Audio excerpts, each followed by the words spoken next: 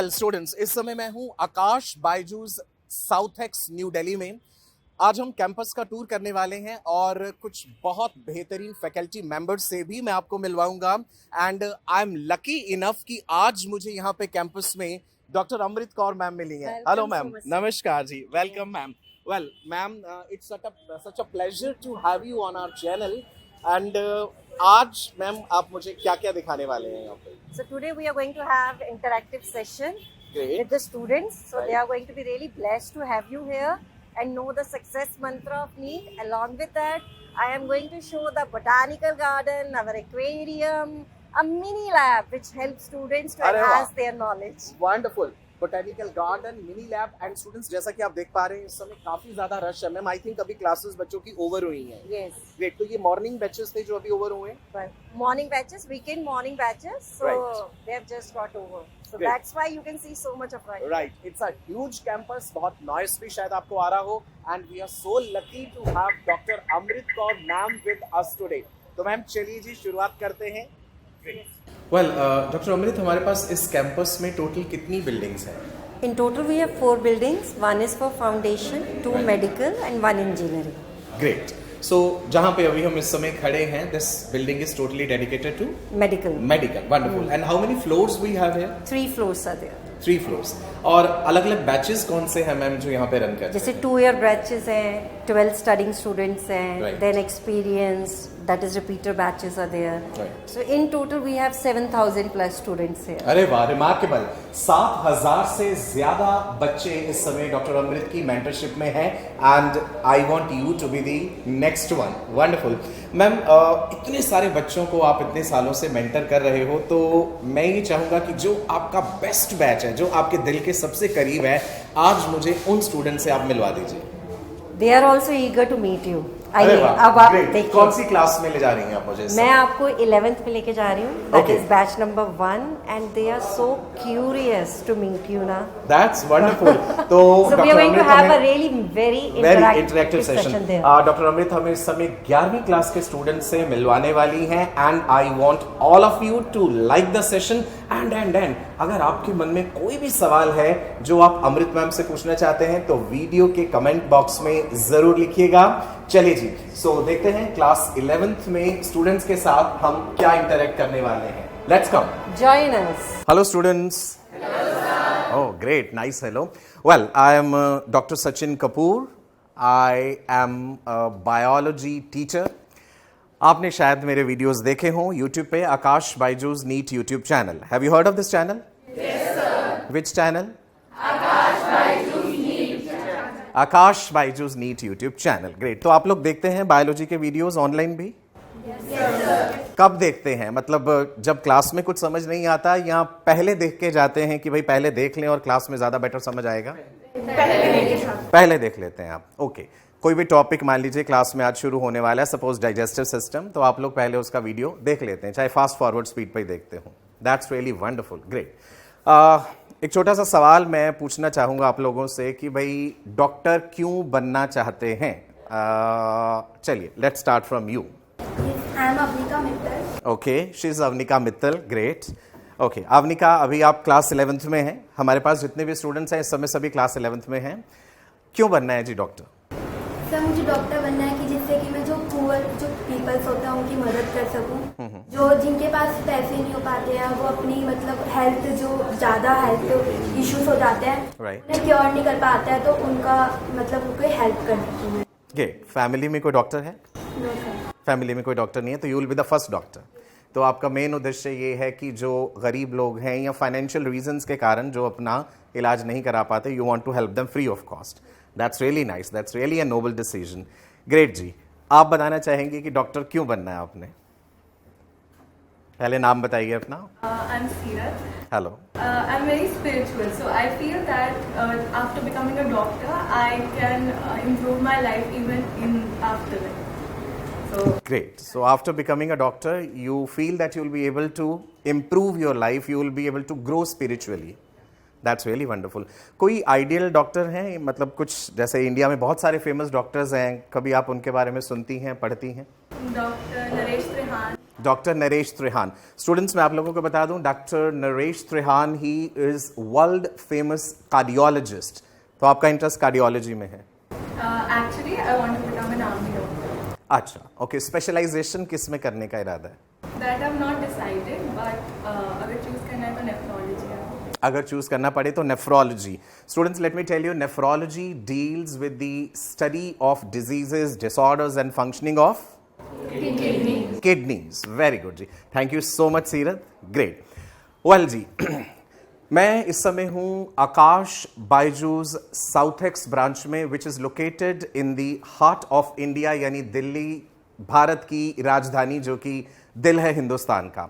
आकाश Byju's South Ex branch में मुझे ये सौभाग्य प्राप्त हुआ है कि यहाँ के कुछ स्टूडेंट्स के साथ एक लाइव इंटरेक्शन कर सकूं और आप लोगों को ये दिखा सकूं कि क्या क्या विशेष किस्म की तैयारियां ये लोग कर रहे हैं नीट एग्जाम में बेहतरीन रैंक लेने के लिए।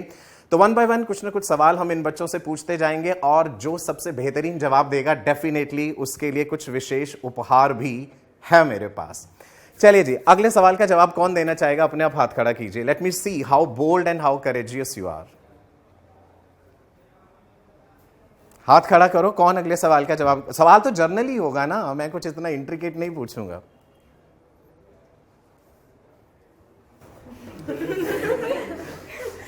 किसी को तो हाथ खड़ा करना पड़ेगा भाई, बताओ जल्दी से, नहीं तो मैं खुद हाथ पकड़ के खड़ा कर दूंगा। ग्रेट, चलिए जी, वंडरफुल, खड़े हो जाइए जी। और इनके लिए पहले तो तालियां बजानी चाहिए हमें। He has the guts. ये जरूरी होता है लाइफ में, आपके अंदर गट्स होने चाहिए। डरने वाली क्या बात है यार इसमें। चलिए जी, अपना नाम बताइए। Anshif, great. You are in class 11th, right. कब डिसाइड कर लिया था कि भाई डॉक्टर बनना है? Well, I've always liked biology. मेरे को 7th, 6th से biology में इंटरेस्ट था। Okay. अब मैं made up नहीं करूँगा story. See, money is a huge factor. Great. Doctors are rich. Right. I am interested. Great. और डॉक्टर। ओके जी, जनाब का कहना है कि मैं कोई स्टोरी कुकअप नहीं करूंगा। ही इज, मतलब दिल से बोलिए बात, तारीफ करनी पड़ेगी, इस बात पे लाइक जरूर बनता है वीडियो पे। तो दिल से एक आवाज आई कि भाई doctors are rich, doctors are famous, this profession is respected. एक बात जो आपने नहीं बोली कि एक बहुत ही रिस्पेक्टेबल प्रोफेशन है, एक बहुत ही नोबल प्रोफेशन है, नो डाउट। पैसा भी है, मान सम्मान है, इज्जत है, शोहरत है। तो उन्होंने डिसाइड किया कि मुझे डॉक्टर बनना है। परिवार में कोई डॉक्टर है? तो you will be the first person. कहीं से कोई इंस्पिरेशन मिली हो, कुछ देख करके, कभी कुछ मीडिया पे, यूट्यूब पे या कुछ, कि भाई ये प्रोफेशन अच्छा लग रहा है, कोई है ऐसा inspiration? Well, not a person, but मेरे को पहले एक बायोलॉजिस्ट बनना था, लाइक रिसर्च फील्ड में जाना। अच्छा, ओके। 6th, 7th में मेरे को एनिमल्स में बहुत इंटरेस्ट था। encyclopedias, researches of some people। फिर मैं जब 9th, 10th में आया, मैंने देखा कि बायोलॉजिस्ट को डॉक्टर से कंपेयर इतना कोई जानता नहीं है। ओके, और इतना पैसा नहीं है। तो धीरे धीरे आपने बायोलॉजी से मेडिकल साइंस की तरफ अपना रुझान कर लिया। Great, great.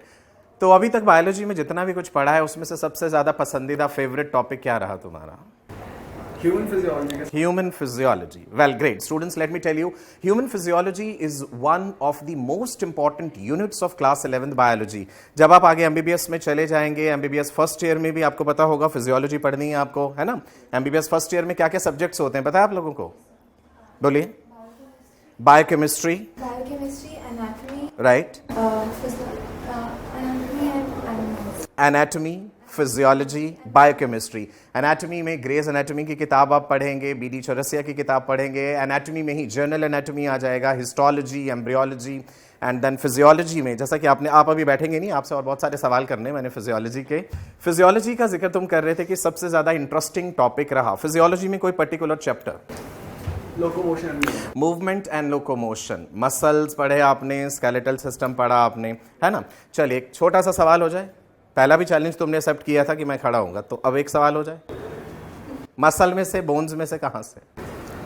सर सवाल पूछना है तो मुझे आप डायरेक्शन एब्जॉर्प्शन से पूछ लो, वो रिवाइज स्टार्ट कर। अच्छा, सवाल पूछना है। देखिए अगेन ईमानदारी, वेरी गुड, वेरी गुड। ईमानदारी, डाइजेशन एंड एब्जॉर्प्शन में से पूछ लीजिए, बिकॉज वो रिवाइज कर रखा है चलिए वंडरफुल। अगर ये जवाब नहीं दे पाए तो आप में से कोई भी अपना हाथ खड़ा कर सकता है कि इसका जवाब मुझे पता है, ठीक है। और अगर आपने सही जवाब दिया तो आपको मिलेंगे चॉकलेट्स, और अगर आपने गलत जवाब दिया तो आपको मिलेगा कुछ भी नहीं। ग्रेट, ठीक है जी। तो इजी सवाल पूछूं या थोड़ा मुश्किल पूछूं? मुश्किल। चलिए वंडरफुल, उन्होंने कहा मुश्किल।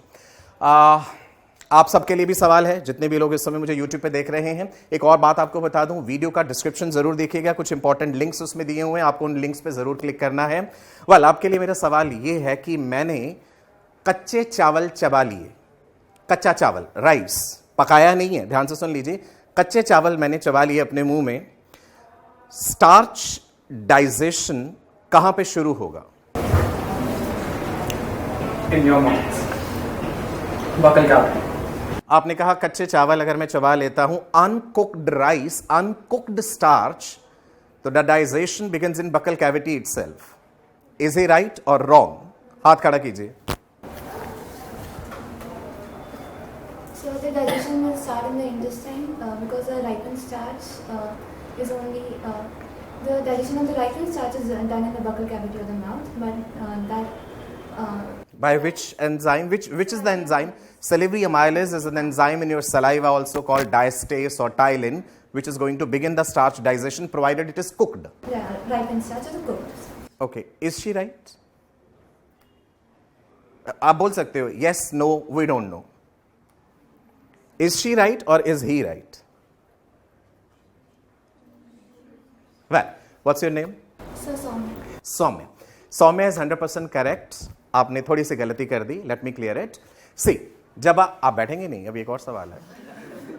वेल, स्टार्च का डाइजेशन हमने पढ़ा है, बकल कैविटी में सेलिवरी अमाइलेज कराता है, लेकिन पके हुए स्टार्च का, कुक्ड स्टार्च, अनकुक्ड स्टार्च को salivary amylase can not digest. So मैंने सही कहा कि इंटेस्टाइन में जब पहुंचता है खाना आपका, और वहां पे पेनक्रियाटिक जूस आता है, pancreatic juice is the richest digestive juice which has enzymes for digestion of every kind of food component, whether it's proteins, carbs. तो कौन सा एंजाइम होगा पेनक्रियाटिक जूस में जो उस कच्चे स्टार्च को डाइजेस्ट करेगा? Starch digesting enzyme of pancreatic juice, हाथ खड़ा करिए।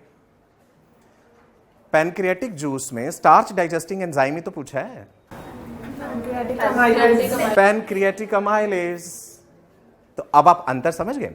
सेलिवरी अमाइलेज पके हुए स्टार्च को डाइजेस्ट करता है, कच्चे को नहीं। कच्चा स्टार्च जो है पैनक्रियाटिक अमाइलेज करता है, because it's a more stable enzyme, it can work at a pH range of 4 to 11, 4 से 11 तक के पीएच में वो काम कर सकता है। चलिए एक और सवाल पूछना चाहूंगा आपसे, डाइजेशन का, आसान वाला भी, सिर्फ यस और नो में कहना है, ठीक है जी? ओके, सवाल ये है कि जब हम खाना चबाते हैं बकल कैविटी में, it gets mixed with the saliva and it is called bolus. Bolus of food passes through your oesophagus and then it goes into the stomach.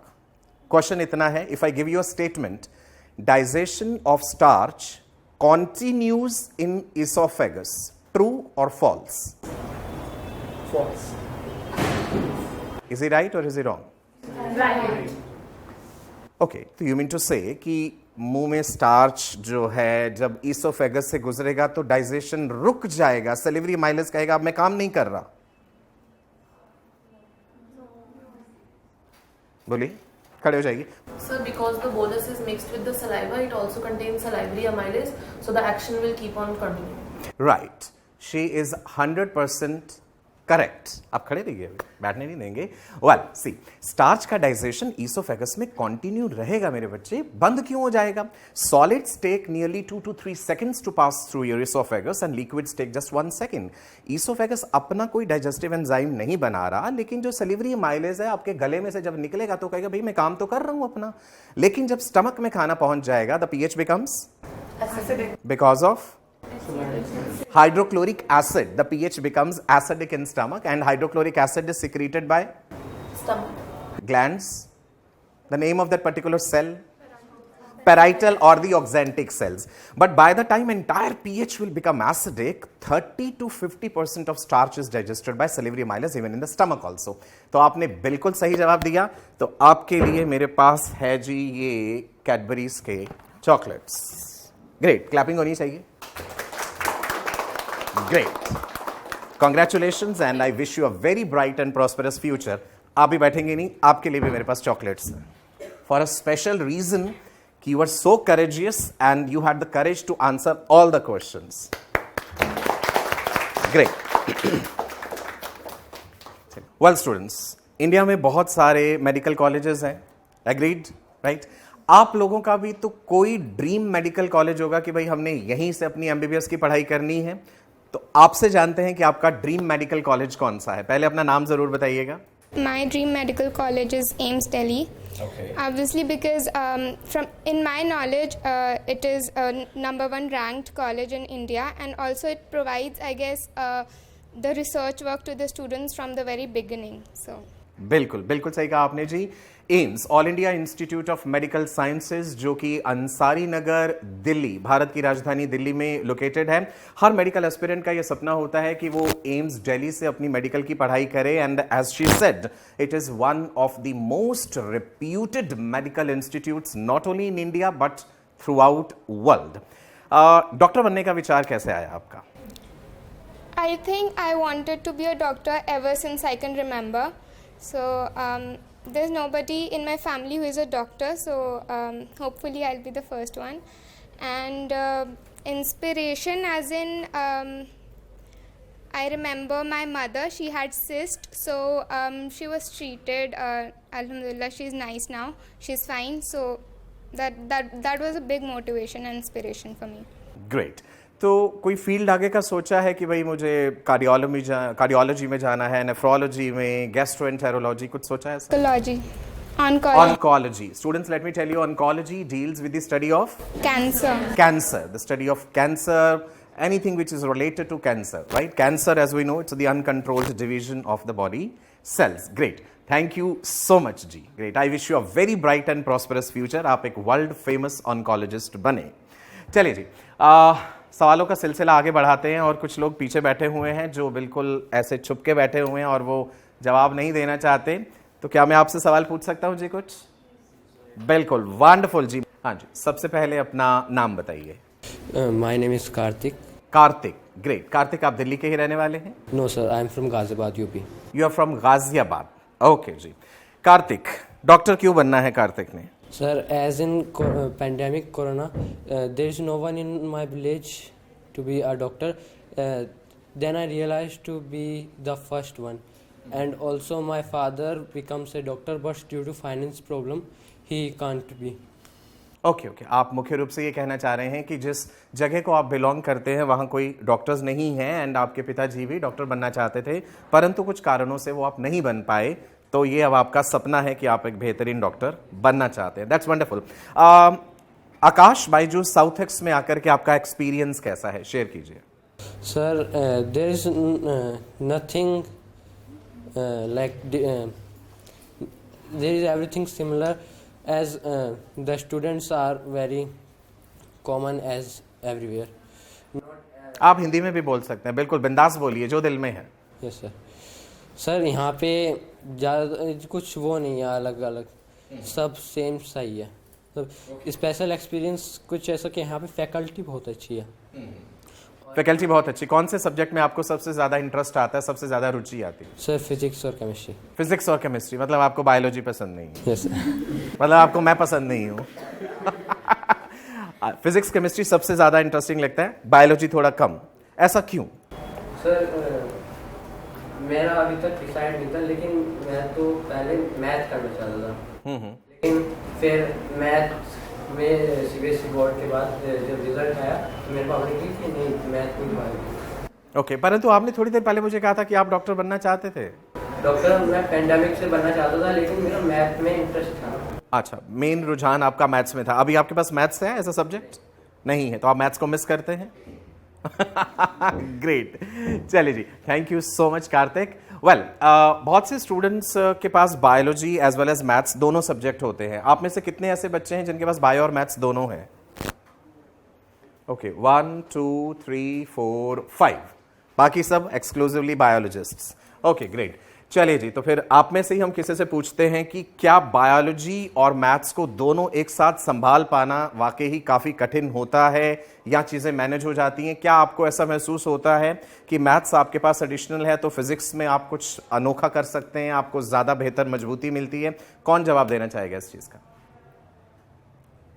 बोलिए, बायो विद मैथ्स वाले हाथ खड़ा कीजिए, कौन जवाब देगा? मुझे चुनना पड़ेगा। Hello sir, my name is Sameer. Sameer, great. Sameer आप कहाँ से हैं? Sir from Delhi. From Delhi only, great. कौन से स्कूल से हैं Sameer? Sir DBPS. DPPS, okay जी। सो समीर के पास बायोलॉजी और मैथ्स दोनों हैं, ऐसा क्यों? Sir actually with bio I'm also interested in physics. So after like जब नीट क्लियर हो जाए तो फिर मैं फिजिक्स में भी काफ़ी फर्दर स्टडीज़ करना चाहूँगा। लेकिन जब नीट क्लियर हो गया तो आपके पास रास्ता है MBBS। ये सर उसके साथ जस्ट इन केस, जस्ट मतलब एक बैकअप टाइप्स कुछ। ग्रेट। तो आपको लगता है कि मैथ्स अगर एडिशनल होगा तो फिजिक्स में हमें कुछ ज़्यादा मजबूती मिल जाएगी? आपके फिजिक्स में हाईएस्ट मार्क्स आते हैं क्या पूरी क्लास में? नो सर, हाईएस्ट मेरे को पता नहीं है हाईएस्ट आते हैं या नहीं, बट या क्वाइट गुड। ग्रेट जी। ओके, अब जिनके पास मैथ्स नहीं है एक बार जरा उनसे भी पूछ लेते हैं इस बात का कि मैथ्स ना होने का उनको कोई डिसएडवांटेज है या नहीं। कौन जवाब देना चाहेगा जी? Hello sir, my name is Siya. Siya, तो सिया आपके पास मैथ्स नहीं है, बायोलॉजी है, तो आपको कोई कमी महसूस होती है या आपको ऐसा लगता है कि मुझे फिजिक्स उतनी अच्छी समझ नहीं आती जितनी उन लोगों को आती है जिनके पास मैथ्स है? Sir I don't think there is as such a disadvantage that I have not taken maths. I understand all topics well, but I think people who have taken maths, there is a bit of advantage they have. Right. Like they can understand some topics better. Like suppose in integration starting, many people face difficulty, but if they have taken maths, it would be better for them to understand it. Great. So अगर आपके पास maths as a subject है along with biology तो थोड़ा advantage मिल जाता है, provided you are able to handle all the subjects, है ना। कल को आपने बोर्ड एग्जाम्स भी देने हैं तो आप जानते हैं कि मैथ्स का भी बोर्ड एग्जाम एक एडिशनल बर्डन होगा, और हो सकता है कि बोर्ड एग्जाम जब मैथ्स का हो और उसके बाद नीट के एग्जाम में बहुत कम दिनों का गैप मिले। It's quite possible. Physics, chemistry, biology हो गया तो आपके पास ढेर सारा टाइम है for your NEET exam, but if you have maths as an additional subject तो आपको हो सकता है समय कम मिल जाए। वेल, कहते हैं आप हर चीज की अपनी एडवांटेजेस अपनी डिसएडवांटेजेस हैं, and if you are able to handle mathematics along with biology it's totally up to you. Thank you so much Siya. Siya ने बड़ी खूबसूरत बात कही। ग्रेट जी। चलिए, मैं आप सब लोगों को बता दूं कि चैनल को सब्सक्राइब करना और बेल आइकन को हिट करना मत भूलिएगा। वीडियो के डिस्क्रिप्शन में बहुत सारे लिंक्स हैं, do not forget to click on those links. Students के साथ अभी बातें और करनी है, देखते हैं जी। अगला सवाल मैं इन बच्चों से पूछना चाहूंगा कि ये कितनी गहराई से नीट एग्जाम के बारे में जानते हैं। चलिए जी, आपसे पूछते हैं, नाम बताइए अपना। अद्याशा। अद्याशा। अद्याशा, नीट स्टैंड्स फॉर? नीट का full form? I don't know. Okay, you don't know. कौन बताना चाहेगा? हाँ जी, आप बैठिएगा नहीं पर खड़े रहिए। अभी नाम बोलिए। सीरत। सीरत। सीरत बताओ, NEET stands for? National Entrance cum Eligibility Test. National Eligibility cum Entrance Test. This test is conducted how many times in a year? Once. Once only. This test is conducted once in a year throughout India, right? For admission to various medical colleges for different courses. It's not only MBBS, it includes BDS also, right जी? चलिए, great. Thank you so much सीरत, बैठ जाइए। अगला सवाल अभी आपसे continue करना है। मैंने अद्याशा नाम बताया आपने। अद्याशा, लगभग कितने बच्चे नीट का एग्जाम हर साल देते हैं? एक rough idea. Around 30 lakh. Okay, she says around 30 lakhs, 30 lakhs. Anybody wants to correct her? She wants to correct. Please pass in the mic. अद्याशा, आप बैठ जाइए। Right. So I'm Shruti. You are Shruti. Great. Shruti, आप कहाँ से हैं? Delhi only. कौन से school से? DAV Public School. DAV Public School. Great. हाँ जी, बताइए। I think around 17 to 18 lakh students. Okay, लगभग 17 से 18 लाख बच्चे। Yes, you are very close to the answer. Students, मैं आपको बता दूं, नीट 2022 एग्जाम के लिए 18 लाख से भी ज्यादा कैंडिडेट्स ने रजिस्टर करा था। एंड अब आप लोग जानते होंगे कि अपर एज लिमिट नहीं है, तो अगर अपर एज लिमिट नहीं है मैं भी नीट एग्जाम दे सकता हूं, तो you will have to compete with me also, है ना। अपर एज लिमिट खत्म हो जाने के कारण समस्या और भी बड़ी हो जाएगी, because number of candidates who are appearing for NEET exam is going to be phenomenal. No wonder NEET 2023, और जब आप लोग देंगे नीट 2024, है ना, बिकॉज आप 11th क्लास में, तो हो सकता है ये संख्या 20-22 लाख को भी पार कर जाए। सो दैट मीन्स बहुत ही वेल डिजाइंड बेहतरीन स्ट्रेटेजी चाहिए आपको नीट एग्जाम को क्लियर करने के लिए। ग्रेट जी, थैंक यू सो मच। बैठ जाइए आप। वेल, अगला सवाल मैं आपसे पूछना चाहूंगा। Hello sir, I am Arafat. Great जी, सबसे फेवरेट सब्जेक्ट क्या है आपका फिजिक्स, केमिस्ट्री, बॉटनी, जूलॉजी में से? Sir chemistry actually. केमिस्ट्री, तो अगर आपको केमिस्ट्री पसंद है तो आपको बायोकेमिस्ट्री यानी बायोमोलिक्यूल्स भी पसंद होगा। Do like it. बायोमोलिक्यूल्स में क्या पसंद है? Carbohydrates, proteins, lipids, nucleic acids, vitamins, minerals या water? Sir, I would say nucleic acids. Sir, it's a really great topic. Like, I always wanted to understand about the human genome and. Nucleic acids आपको बहुत ज्यादा पसंद है। Acid क्यों कहते हैं, nucleic basis क्यों नहीं कह देते? Sir, because they were first discovered. Sir, like they are acidic in nature. That's why. Why they are acidic in nature? Because of? Nitrogenous bases. वो तो तुमने कहा base. Sorry, sir. I mean. बोलो, you will come up with answer. Nucleic acid में 3 चीजें क्या क्या है? They are polynucleotides. एक न्यूक्लियोटाइड में क्या क्या चीजें होती हैं? Sir sugar, pentose sugar. Students, pentoses are the most abundant sugars in the nucleus of a cell. Pentoses हो गया, then phosphate group and phosphoric acid. So आपको जवाब मिल गया, they are acidic because of phosphoric acid. Wonderful. They have nitrogenous base also, आपने सही कहा, बिल्कुल जी, wonderful. Now DNA, deoxyribo nucleic acid, RNA is ribo nucleic acid, है ना, एग्रीड। इनमें से पुराना कौन रहा होगा? जब धरती पे कभी लाइफ ओरिजिनेट हुई होगी, डीएनए पहले बना या आरएनए पहले बना? Sir RNA. Sir RNA, since it is more like it can change easily, it can mutate easily, that's why RNA must be the older one. Any other reason you can give in your support? You mean to say that RNA would have formed DNA? Sir, yes sir, because it's more primitive sir. Sir, it's found in. क्या RNA DNA बना सकता है? Sir, yes sir. No, yes sir, actually.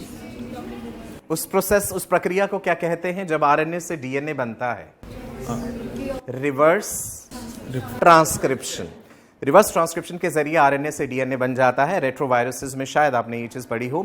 आपका जवाब बिल्कुल सही है। RNA में राइबोज शुगर है, डीएनए में डीऑक्सीराइबोज। पहले राइबोज आई होगी, फिर उसकी डीऑक्सी फॉर्म आई होगी। And there are certain RNAs which are catalytic in function also, enzyme की तरह काम करते हैं, जिन्हें राइबोजाइम्स कहते हैं। बिल्कुल जी, बिल्कुल सही जवाब दिया आपने न्यूक्लिक एसिड में से। और कौन सा एक बायोमोलिक्यूल में से मैं आपसे कोई सवाल पूछ लूं? प्रोटीन्स में से पूछ लूं। वंडरफुल जी। Tell me the most abundant protein in human blood. Sir, the protein most abundant in human blood. Sorry, college. Oh, sorry, sir. Blood. Sir, Collagen is most abundant protein in the human body, and it's the most abundant protein in the animal world. My question was most abundant protein in your blood. Sir. अच्छा, I'll give you a clue. एक clue देता हूँ। मच्छर हमें काटते हैं, mail मच्छर काटते हैं। Only female mosquitoes, they suck your blood. They have piercing and sucking type of mouth parts. मच्छर हमें क्यों काटते हैं भाई? क्या चाहिए हमारे में से उन्हें? Sir, heat. Sir, they are attracted by heat. Sir, they. You are telling me why they are attracted towards humans? Because of the carbon dioxide exhaled in your breath, because of your body temperature, because of your hormones. मेरा सवाल ये है कि आपके blood में से उन्हें चाहिए क्या? Sir. Anyone who can answer? काटते क्यों हैं? कोई तो उनको कुछ तो चाहिए ना। चलो मुझे कुछ ब्लड प्रोटीन्स के नाम बताओ, शायद you'll get to the answer. Sir, blood. अंडे में कौन सा होता है? Sir, albumin. Serum albumin, right? हमारे ब्लड में serum albumin is the blood protein which the female mosquitoes they require for forming their eggs. इसीलिए वो हमें काटते हैं और हमारा खून चूसते हैं। ग्रेट। चलो कुछ मच्छरों के जूलॉजिकल नाम बता दो, फिर मैं तुम्हें माफ कर दूं। The zoological name or the scientific name for mosquitoes? Animal kingdom, arthropoda, insecta? उस मच्छर का नाम तो बचपन से सुनते आ रहे हैं. Female Anopheles Yes. Anopheles mosquito. Any other mosquito you can tell me? Female Aedes mosquito. Aedes mosquito. Wonderful. Any other? Sir, I wouldn't. चलो क्लू देता हूँ. C से है. Culex. Wonderful जी. Great, great. फिर भी तुमने बहुत अच्छा खेला, बहुत अच्छे जवाब दिए हैं. I congratulate you and I wish you a very, very bright and prosperous future. ये चॉकलेट्स खाइए और मुझे बता दीजिए कि इसके अंदर कौन कौन से बायोमोलिक्यूल्स होंगे जब आप इन्हें खाएंगे तो. Sir, it has बोलो. cocoa, caffeine and कैफीन और भाई कुछ मीठा मीठा भी तो है. sir, sugars, carbohydrates. Very good जी. Thank you so much. एक बार ताली हो जानी चाहिए इनके लिए. ग्रेट जी. बैठ जाइए. परिंदों को मंजिल मिलेगी जरूर, परिंदों को मंजिल मिलेगी जरूर, ये फैले हुए उनके पर बोलते हैं, अक्सर वो लोग खामोश रहते हैं जमाने में जिनके हुनर बोलते हैं. वेल, आज मेरी भी इस क्लास में एक स्टूडेंट हैं जो बहुत ही खामोश और बहुत ही गंभीर बैठे हुए हैं, पर मुझे लगता है कि उनके मन में कोई ना कोई सवाल ज़रूर है और वो ये सवाल हमसे पूछना चाहते हैं. तो चलिए जी, देखते हैं क्या सवाल है उनके मन में. हाँ जी. Hello sir, I am Hariom Krishna. You are Hari Om Krishna. Wonderful name जी. बड़ी देर से तुम चुप चुप बैठे थे, पर मुझे लग रहा था कि मन के अंदर कोई हलचल चल रही है, कुछ पूछना चाहते हो. Yes sir. बिल्कुल जी, पूछिए. Sir, I was very fascinated about evolution for very long time. Sir, I want to ask that, sir, what I understand from evolution is that it is basically an accumulation of changes. That new species, that there is some difference because of some error in DNA copying, and those variations get accumulated over generations, and then we get new species which are not able to interbreed. Yes, sir. So what I want to ask is, what is exactly the driving force between this, behind this evolution? Is it a passive process, or is this something actively that is going on in the evolution? And if this is a passive process, which I think it is, because I think it's just the accumulation of variations, what exactly is it leading us to? And for humans, what is evolution? What can we expect from evolution in the future? For example, I will take an example of the tailbone that we still have, the coccyx. That it does not serve any purpose. According to my knowledge, it does not serve any purpose, but it's still there. So, what I basically want to understand is what will evolution lead to, and what does it have for humans? Great. Wonderful जी. बैठ जाइए. Well, सवाल जो पूछा है इन्होंने वो ये है कि इवोल्यूशन क्या है और where it is leading to. बहुत सारी चीज़ें आपने इसमें मिक्स भी कर दी. इवोल्यूशन को स्पीसीएशन के साथ आपने कंफ्यूज कर दिया और उसके साथ वेरिएशंस में भी. देखिए, मैं आपको एक सादी भाषा में समझाता हूं कि इवोल्यूशन क्या होता है. अक्सर आप इस चीज़ में गलती कर जाते हैं that evolution is formation of complex forms from simpler forms. No, complexity is never the aim of evolution. अगर इवोल्यूशन का मकसद कॉम्प्लेक्सिटी होता तो जितने भी सिंपल फॉर्म्स ऑफ लाइफ हैं, बैक्टीरिया, प्रोटोजोन्स, वायरसेस, वो सब खत्म हो गए होते. They are very simple. So the question is, what is the aim of evolution and what actually is evolution? Literal meaning अगर हम evolution का देखें, it means to unfold. It means to reveal the hidden potential. अपने अंदर छुपी हुई शक्तियों को समय के साथ धीरे धीरे धीरे अनरोल करते जाना. इवोल्यूशन सिर्फ लिविंग ऑर्गेनिजम्स का नहीं होता. Non living organisms, non living things also evolve. Stars का इवोल्यूशन होता है, स्टेलर इवोल्यूशन, इनऑर्गेनिक इवोल्यूशन होता है. But what your question was, that is related to organic evolution. Darwin ने इवोल्यूशन को कुछ इस तरह से डिफाइन किया that it is descent with modification. कि आने वाली जो जनरेशंस होती हैं वो पेरेंटल जनरेशन के कंपैरिजन में मॉडिफाइड होती हैं, बेहतर होती हैं. उनको जेनेटिक्स की कोई इतनी ज़्यादा नॉलेज नहीं थी, तो उन्होंने इवोल्यूशन को इसी हिसाब से डिफाइन कर दिया. अब मैं आपको बताता हूँ एक्चुअल में इवोल्यूशन क्या है. हम सभी ह्यूमन बींग्स हैं, we all are humans, right. We belong to the same species, right. लेकिन हम एग्जैक्टली एक दूसरे की कार्बन कॉपी तो नहीं है ना. वेरिएशंस हैं हम में. What are variations? Small genetic differences which are found among organisms belonging to same species. आपका कद लंबा है, मेरा कद छोटा है, आपका रंग गोरा है, मेरा रंग काला है, बालों का कलर, आंखों का कलर, ये सब छोटी छोटी चीजें जो वेरिएशंस हैं. And we all are products of sexual reproduction. चलिए एक एग्जाम्पल लेते हैं कि दिल्ली की पॉपुलेशन इस समय 10,000 है. Random example. 10,000 लोगों में से 500 लोगों का आई कलर ब्लू है. ये मैंने आपको एक डेटा दे दिया. कितनी population? 10,000. How many people have blue I colour? 500. अब मैं आपसे कहता हूं दिल्ली की इस पॉपुलेशन को आप 100 साल तक स्टडी कीजिए. आप कहेंगे सर इतना तो मेरा ही लाइफ स्पैन नहीं है, मैं 100 साल तक कैसे स्टडी करूं? तो कोई बात नहीं, आप जितने साल तक स्टडी कर पाए आप करिए और उसके बाद आगे उस डेटा को पास ऑन कर दीजिए. आपसे आगे आने वाली जनरेशन उसे स्टडी करेगी. अब मुझे एक बात बताइए, क्या 100 साल बाद भी पूरी दिल्ली में यही रेशो होगा कि 10,000 में से 500 का आई कलर ब्लू होगा? Why are you so convinced कि नो सर? क्यों? रीजन दो, ऐसा क्यों? 100 साल बाद क्या बदलाव हो चुके होंगे? So because you can safely assume that new people will also be coming into the population. कई नए लोग पॉपुलेशन में आएंगे, कई मर भी सकते हैं. Yes. तो you will say that there will be fluctuation in population. Yes. ठीक है, बिल्कुल. और So also, so basically the main point is that for example, new people can also come, and also the number can also decrease. It can Right. also become very less. Like we can expect around 50 to 100 people having blue eyes. Very good. So you are so strongly convinced कि जैसे जैसे समय बीतेगा नई generations आएंगी उस population में, वो उस पर्टिकुलर जीन की फ्रीक्वेंसी को बदल चुकी होंगी. क्या ऐसा बेहतरी के लिए होगा या नहीं? ये जीन फ्रीक्वेंसी क्यों बदलेगी? So I don't think there's any good or bad side to it. It just happens because of certain circumstances that happen. There's no good or bad side. There's no morality in this. नहीं, I am not talking about morality. आपने कहा कि समय के साथ gene frequency बदल जाती है ना? कुछ लोग आ गए, कुछ मर गए, कुछ ये हो गया. ये सारी जद्दोजहद किस काम के लिए हो रही है? Why? Survival. You will agree to this? हर लिविंग ऑर्गेनिज्म के अपने जीवन में केवल दो मकसद होते हैं, successful feeding and successful breeding.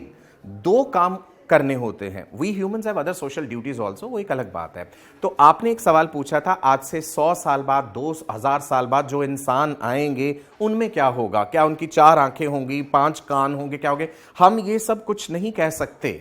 आने वाला इंसान कैसा होगा, सिवाय इस एक बात के विद श्योरिटी कि वो जैसा भी होगा वो सक्सेसफुली फीड एंड ब्रीड कर पा रहा होगा. राइट? यही मकसद है. इसके लिए कॉम्प्लेक्सिटी बिल्कुल भी आवश्यक नहीं है. एक अमीबा भी ये काम कर रहा है और एक हाथी भी ये काम कर रहा है. हर कोई अपनी अपनी जगह पे बेहतर है. So this is what is evolution. जैसे जैसे वक्त बीतता है, अगली जनरेशंस आती हैं, जीन पूल में कुछ बदलाव होते जाते हैं सक्सेसफुली फीड और ब्रीड करने के लिए. उन बदलाव का मकसद यही होता है कि जैसे जैसे एनवायरमेंट बदला है उसके अनुसार जो बेहतर है उसकी संख्या ज्यादा हो जाएगी.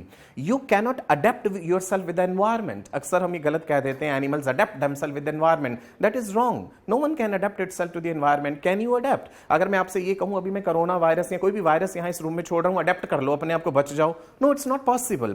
Those people out of you who are already having that feature in their genetics, it will be reflected at the time when it is required. So variations are always present in a population. No variant is completely wiped out. जो बेहतर है वो अपने आप को बेहतर साबित करता है 2 तरीकों से, सक्सेसफुल फीडिंग एंड ब्रीडिंग. यही इवोल्यूशन है. इसके लिए कोई कॉम्प्लेक्सिटी नहीं चाहिए. Thanks. क्लियर हुआ? राइट. ताली बजानी बनती है. Great, wonderful. आपने बड़ा खूबसूरत सवाल पूछा इवोल्यूशन का, तो इसके लिए आपके लिए ये एक स्पेशल उपहार हमारी तरफ से है. इसमें प्रोटीन्स हैं, कार्बोहाइड्रेट्स हैं, लिपिड्स हैं, न्यूक्लिक एसिड्स हैं इसमें. Nucleic acids. जो इसका जवाब सही देगा उसके लिए अगला वाला prize. No, you don't eat nucleic acids in your diet. Chocolate है तो तुम खाते क्या हो? या शाकाहारी हो या मांसाहारी हो? मांस खाया तो वो भी सेल से बना है, सेल बड़ा पसंद था तुम्हें. अगर आपने प्लांट खाया तो वो भी सेल से बना है, तो सेल के अंदर न्यूक्लियस नहीं होता, तो तुम न्यूक्लियस नहीं खाते, तो न्यूक्लिक एसिड नहीं खाते क्या? Yes, of course, yes. Daily you are eating nucleic acids. Wow, there is nothing to be worried of कि ये तो कोई अलग चीज होती है. सो आप जो भी खा रहे हो, यहाँ तो प्लांट ओरिजिन है या एनिमल ओरिजिन है, अल्टीमेटली वो सेल है, सेल में न्यूक्लियस है, तो न्यूक्लियस का न्यूक्लिक एसिड पेट में गया, तो अब बताओ उसमें न्यूक्लिक एसिड है या नहीं है? ऑफ कोर्स होगा. राइट? ग्रेट, वंडरफुल जी. आप लोगों के साथ इंटरेक्ट करके बहुत मजा आया, बहुत अच्छा लगा. I hope you people also enjoyed this session and I hope कि भविष्य में भी आपके साथ ऐसे सेशंस हम रख पाएं. एक बार सब लोग बढ़िया सी ताली बजा दीजिए हमारे Aakash Byju's. Great, thank you so much. मैं आपका अपना डॉक्टर सचिन कपूर आप सब लोगों को आपके उज्जवल भविष्य की ढेरों शुभकामनाएं देता हूं. जो भी आप कर रहे हैं उसे पूरी ईमानदारी से करिए और पूरी जिज्ञासा के साथ करिए। पढ़ाई को कभी भी बोझ मत समझिएगा। There is lot much you people have to study in your life. ये बहुत छोटी सी पढ़ाई है अभी जो बॉटनी, ज़ूलॉजी, फिजिक्स, केमिस्ट्री है। आगे जाएंगे इतनी इतनी विशाल काय किताबें हैं जिन्हें आपने पढ़ना है। पढ़ाई से डरिए नहीं। मेक योर ओन नोट्स, ये बड़ा जरूरी होता है। आपके सेल्फ नोट्स जो है वो आपके बहुत काम आएंगे। धन्यवाद जी, बाय बाय। और सभी व्यूवर्स को मैं ये बता दूं, आकाश बायजूस नीट यूट्यूब चैनल को सब्सक्राइब करना मत भूलिएगा, बेल आइकन को हिट करना मत भूलिएगा ताकि हर इंपॉर्टेंट नोटिफिकेशन आप तक पहुंचता रहे। हमारा टेलीग्राम चैनल भी जरूर ज्वाइन कर लीजिएगा, बायो की रणनीति and NEET Aakash digital. Video के डिस्क्रिप्शन में आपको कुछ लिंक्स मिलेंगे, उन लिंक्स पे क्लिक करना मत भूलिएगा। नमस्कार, bye bye, God bless you all.